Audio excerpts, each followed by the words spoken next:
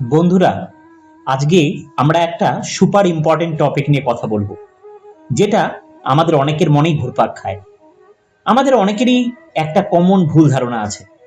মনে হয় যত বেশি ডিগ্রি অর্জন করব, আমাদের ইমোশনাল ইন্টেলিজেন্স অটোমেটিক্যালি ততটাই হাই হয়ে যাবে। যেন more degree is equal to more intelligence, more emotional intelligence. এই মিসকনসেপশনটা অনেকের মধ্যেই আছে, কিন্তু রিয়েলিটি চেক করলে দেখব এটা টোটালি রং। পড়াশোনা, নলেজ, ডিগ্রি এগুলো অনেক কিছু শেখায়, কিন্তু ইমোশনাল ইন্টেলিজেন্স শুধুমাত্র ডিগ্রি দিয়ে বাড়ে না। এটা আসে আচরণে, উপলব্ধিতে আর জীবনের কঠিন পরীক্ষায়। আজ আমি আপনাদের সামনে তুলে ধরব দুটি চরিত্রের গল্প। হ্যাঁ, দুটি চরিত্র যারা একই কাহিনীর অংশ, কিন্তু একবারই ভিন্ন উদাহরণ, যাতে এই ট্রুথটা ক্রিস্টাল ক্লিয়ার হয়ে যায়। প্রথমজন, লঙ্কার রাজা রাবণ।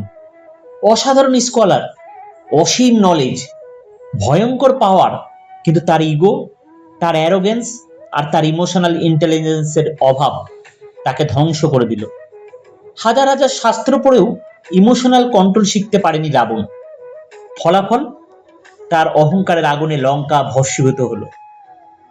আর অন্যদিকে একজন সাধারণ বানর, এক অর্ডিনারি লুকিং চরিত্র, কিন্তু হৃদয়ে ভক্তি, মনে কন্ট্রোল আর জীবনে সেলফলেসনেস।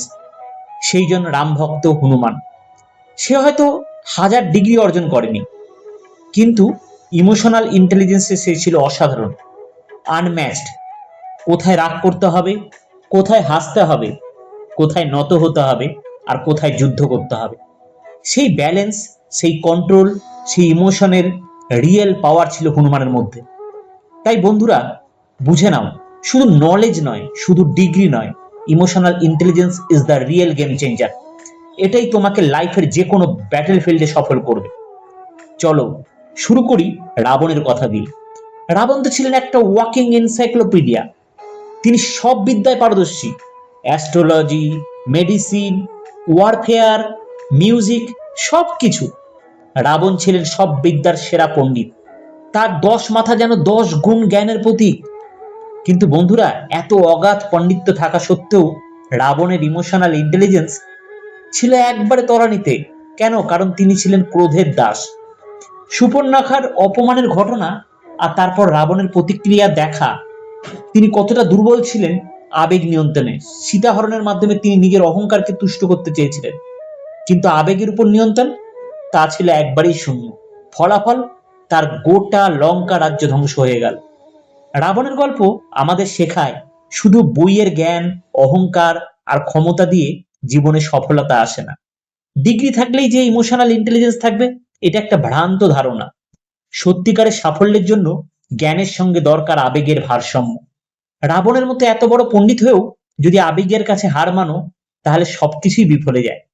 তাই শিক্ষা, জ্ঞান অর্জন করো, কিন্তু আবেগ নিয়ন্ত্রণ করতে শেখো, তবেই তুমি হবে সত্যিকারের বিজয়ী। এবার আসি হনুমানজির কথা। বন্ধুরা, আমরা যখন রামায়ণের কথা ভাবি, প্রথমেই মাথায় আসে রাবণের নাম, কারণ সে ছিল হাইলি এডুকেটেড স্কলার, অসাধারণ বিদ্যায় পারদর্শী। কিন্তু একটু থামো, আমাদের প্রিয় হনুমানজি, যিনি শুধু ভক্তি আর শক্তির প্রতীক, তার অসাধারণ নলেজ অ্যান্ড উইজডমের কথা কেন আমরা ভুলে যাই? অনেকের ধারণা হনুমান মানে শুধু স্ট্রেংথ আর ডিভোশন, কিন্তু এটা হাফ ট্রুথ। আসল সত্য হলো, তিনি ছিলেন একজন আলটিমেট স্কলার। হ্যাঁ, ঠিকই শুনেছেন। হনুমানজির কণ্ঠস্থ ছিল 4টি বেদ, 6টি উপনিষদ, সবটা পুরোপুরি মেমোরাইজড। আর এই ডিভাইন নলেজ তিনি পেয়েছিলেন সরাসরি সূর্যদেবের কাছ থেকে। অনেক স্ট্রাগেল, অনেক ডেডিকেশন, অনেক তপস্যার পর অর্জন করেছিলেন এই বিদ্যা। রাবণের মতো তিনিও শুধু বই পড়েননি, শুধু নলেজ জমাননি, তিনি আন্ডারস্টুড প্লাস অ্যাপ্লাইড করেছেন সেই বিদ্যা জীবনের প্রতিটি স্টেপে। এটাই হলো তার আসল গ্রেটনেস। কিন্তু আমরা কেন এই সত্য ভুলে যাই? এবার আসি একটা এক্সাম্পল, রামের সঙ্গে প্রথম কথোপকথন। একটা এপিক মুহূর্ত। প্রথমবার যখন হনুমান ছদ্মবেশে শ্রীরাম আর লক্ষণের সঙ্গে দেখা করেন, তখন তার বাকচাতুর্য, ওরেটারি স্কিল যেটা বলছি, বা শব্দচয়ন, যেটা ওয়ার্ড সিলেকশন আর বলার ধরন, সবকিছু ছিল অ্যাবসলিউটলি মেসমারাইজিং। শ্রীরাম মুগ্ধ হয়ে বলেছিলেন, এ কোনো সাধারণ ব্রাহ্মণ নয়, এ একজন এক্সট্রা অর্ডিনারি স্কলার, যিনি বেদ আর উপনিষদের পূর্ণ জ্ঞানের অধিকারী। হনুমানজির এই উইজডম শুধু তার শিক্ষার প্রমাণই দিল না, তার ইমোশনাল ইন্টেলিজেন্সও তুলে ধরল। এই একটি কথোপকথনেই তিনি প্রমাণ করে দিয়েছিলেন যে তিনি শুধু জ্ঞানী নন, তার হৃদয়ও সোনার মতো খাঁটি। কিন্তু বন্ধুরা, এখানে শেষ নাই। এরপরও যতবার হনুমানজি সুযোগ পেয়েছেন, তিনি তার উইজডম আর ইমোশনাল ইন্টেলিজেন্স দিয়ে সবাইকে অবাক করে দিয়েছেন। তিনি প্রমাণ করেছেন পাওয়ার মানে শুধু মাসেল নয়, তার শক্তি ছিল তার মনের দৃঢ়তায়। নলেজ মানে শুধু বই নয়, তার বিদ্যা ছিল জীবনের অ্যাপ্লাই করার ক্ষমতায়। ডিভোশন মানে শুধু প্রার্থনা নয়, তার ভক্তি ছিল শ্রীরামের প্রতি অটল নিষ্ঠায়। এই তিনের perfect combination, power plus knowledge plus devotion, তাকে করে তুলেছে একবারে আনবিটেবল।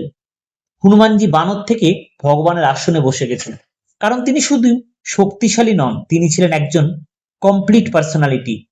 তার এই কোয়ালিটিস আমাদের শেখায় যে সত্যিকারের মহানতা আসে হৃদয়, মন আর আত্মার মিলনে। বন্ধুরা, রাবণ আর হনুমানজির গল্প থেকে আমরা একদম পরিষ্কার একটা শিক্ষা পেলাম, শুধু ডিগ্রি, শুধু বুক কিসিং নলেজ, এগুলোতে কখনো মানুষের আসল গ্রেটনেস মাপা যায় না।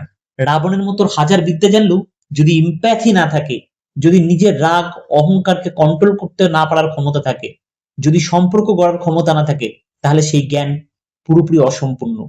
কিন্তু হনুমানজিকে দেখো, তার বিদ্যার সঙ্গে ডিভোশনের শক্তি, হার্টের গভীরতা আর ইমোশনাল ব্যালেন্স মিলিয়ে গিয়েছিল, তাই তিনি সত্যি হয়ে উঠেছিলেন আনস্টপেবল। হনুমানজি আমাদের শিখিয়েছেন ইমোশনাল ইন্টেলিজেন্স হলো জীবনের সেই এক্স ফ্যাক্টর যেটা তোমার পাওয়ার, নলেজ আর ডিভোশন সবকিছু একসাথে বেঁধে রাখে। তিনি প্রমাণ করেছেন সত্যিকারের মহানতা আসে নিজের ইমোশন বোঝার ক্ষমতা থেকে, অন্যের হৃদয়ের কথা শুনতে জানার মধ্যে দিয়ে, আর কঠিন সময়েও কেম থেকে সঠিক সিদ্ধান্ত নেওয়ার মাধ্যমে। তাই বন্ধুরা, শুধু ডিগ্রির পিছনে দৌড়িও না, তোমার ইমোশনাল ইন্টেলিজেন্সকে পলিশ করো, প্র্যাকটিস করো ইম্প্যাথি, মাস্টার করো সেলফ কন্ট্রোল, আর বিল্ড করো মিনিংফুল হিউম্যান কানেকশন। যদি এই ভিডিওটি আপনাদের মনে আগুন জ্বালিয়ে দিয়ে থাকে, তবে আজই ঠিক করো তুমি হনুমানজির মতো ইমোশনাল ইন্টেলিজেন্সকে লেভেল আপ করবে। এখনই লাইক দাও, শেয়ার করো আর সাবস্ক্রাইব করে বেল আইকন চাপো, যাতে আমাদের পরবর্তী ইন্সপায়ারিং ভিডিও একটাও মিস না করো। কমেন্টে লিখে জানাও তুমি কিভাবে তোমার ইআই বাড়াতে চাইছো। ইআই বলতে ইমোশনাল ইন্টেলিজেন্স। জয় Shriram. Stay emotionally powerful, stay unstoppable.